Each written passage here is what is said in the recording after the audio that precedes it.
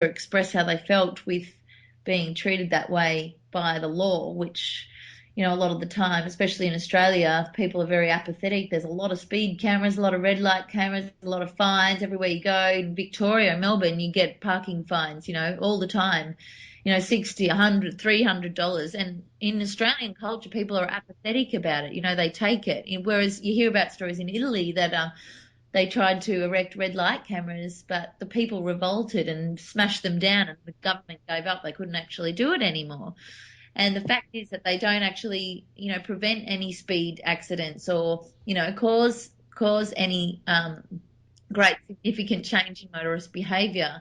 But they do raise a lot of money in revenue. And we all know that, the governments don't tell us exactly where the money goes. There's a lot of wars and a lot of things in the world. So, and they're invested a lot of money in that. Apparently in America, the greatest, money-making scheme is war.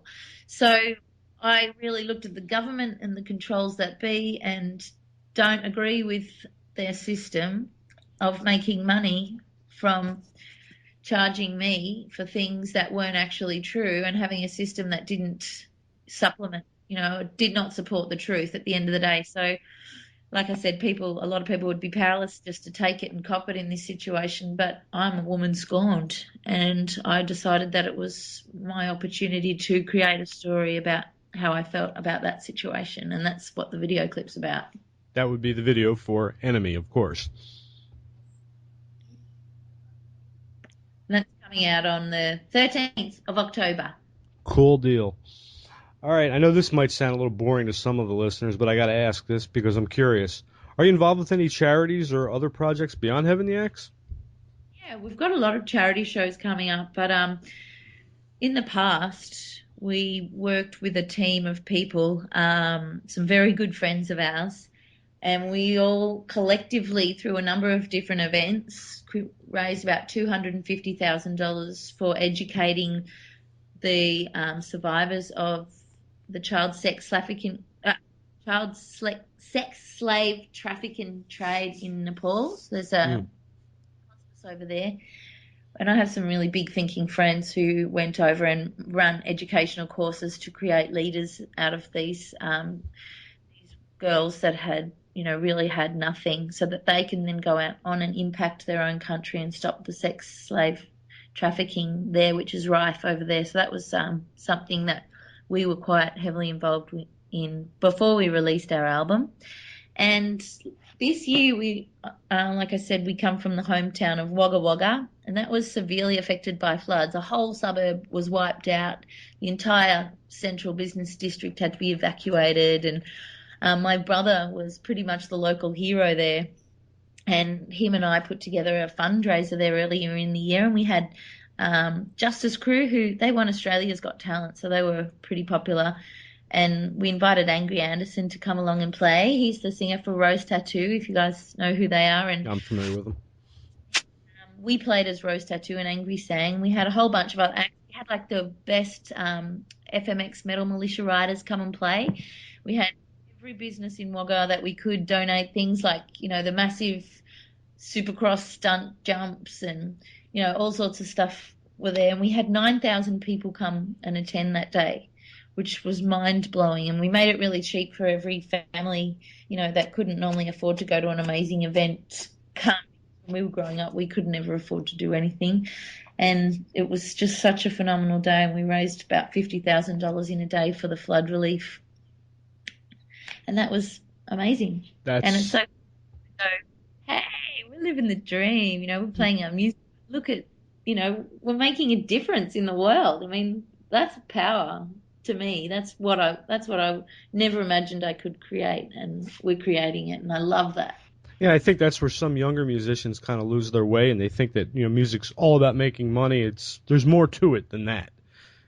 It's about helping others. It's about delivering a message in some cases. Would you agree with that? Yeah, like you get to a point where you go, hey, you're going to make such a fuss promoting yourself as an independent musician, saying, look at me. And especially me being a blonde, fronting a tough band, there's this expectation. You can see it, as if you're standing, inside some sort of hexagonal prism, that people look at you in all different ways, and you can define the way that you want them to look at you based on all sorts of different ways. But how I really had a realization, and that's the last song on the album, is about that. The secret track, it's called Tales to You, where it's just me playing the cello and the guitar. You've got that, yeah? I don't think I got that one. Really? No.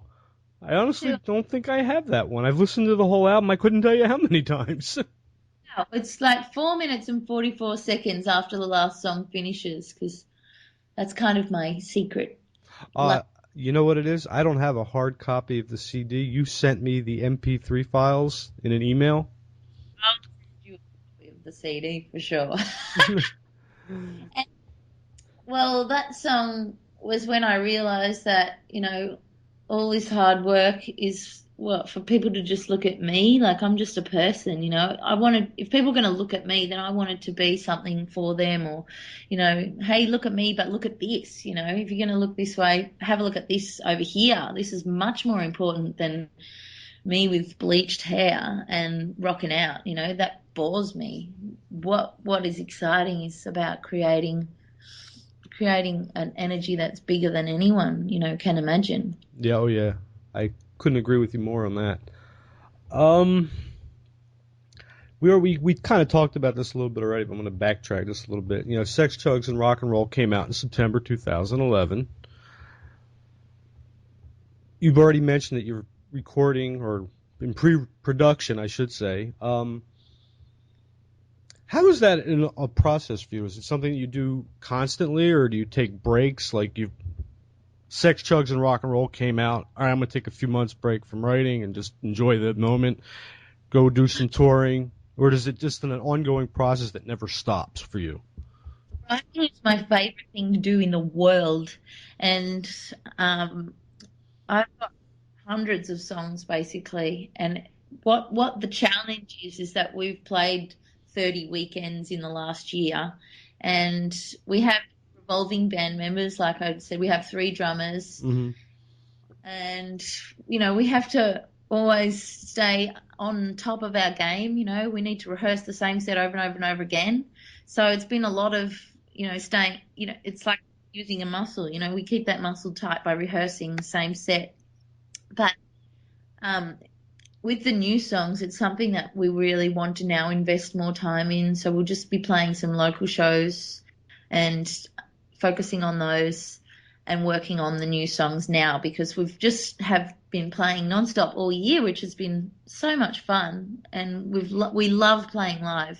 But it takes up so much of your week. The week of a show, if you're going away, you spend all week organising your merch and costume and promotion. It's so much work. You spend a day packing all the gear, and I guess people don't realize how much work goes into that, and why so much commitment is needed in order to create that. And even getting the luggage and the flights right, everything like that, it's a lot of energy. And then trying to create the Neptunian space where you're writing a song and thinking, and the world has to disappear for a little while in order to create, and that's not always easy. So that's definitely what the focus is, because our new music is definitely my favorite music so far. I'm really excited about it. Well, I'm excited as a fan, which I'm probably being a little biased here. I'm excited to hear that you're actually putting new music together, so there you go. Thank you. A friend of mine asked me to ask you this, so I'm going to go ahead and do it. Any plans to tour the U.S. or Europe in Heaven the Axe's future? We would love to. Like, that is definitely on our mind every day. And what I really hope is that, like, I'm working on a new website, and at the moment with a friend whose car that we smashed in our video clip, but he decided that he liked us that much he was going to create us a whole new website in return. It wasn't us that smashed it. It was one of the actors, the cops. They smashed his $80,000 car. Anyway, you'll see his black car in the film clip, and you'll know that it was smashed. But so that's a pretty good deal. You smash his car, and he makes you a website. You can't complain there. It's just how the universe works. But but we really have to make contact with some people that can help facilitate getting some shows overseas, and that's very much our commitment because we've done everything that we can in this country as far as this genre is, because it's probably not as big over here as it is over there from what we hear. So it's definitely our aim to get over there sometime next year. All right. Any shows you've got that you'd like to tell the audience? Upcoming shows that you'd like to tell our listening audience about?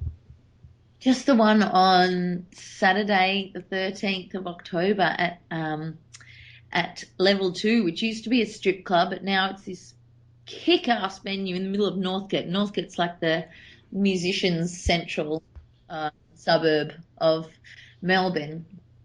And we're playing with Forearm and Bug Dust and Chinatown Angels, and we cannot wait. We're going to put on the best show ever. It's going to be nuts. Well, I think we're about done, Phoebe. Thank you very much. Rock fans, if you want to check out Sex, Chugs, and Rock and Roll, you can do it on heaventheaxe.com. We'll also be posting a link to it on the Women in Metal website. Thank you so much, Jason. Oh, you're welcome, and thank you for your time, Phoebe. Bye. Bye-bye. That was Phoebe Pinnock from Heaven the Axe. Pardon me. When were they our band of the month? That's a good question. I don't remember. God, that's horrible. That was September 2012. I'm just kidding. Coming up right next is another band from Australia, and there's kind of an interesting story behind this. Back when we were allowing fan voting, Temptress, who was our October 2012 band of the month, they were nominated at the same time as Heaven the Axe was, and of course they were voting. And leading up to the final days of voting, Temptress had a huge lead. They were up, I don't know, probably about 100 votes over Heaven the Axe, and I don't even remember who the third band was at the time.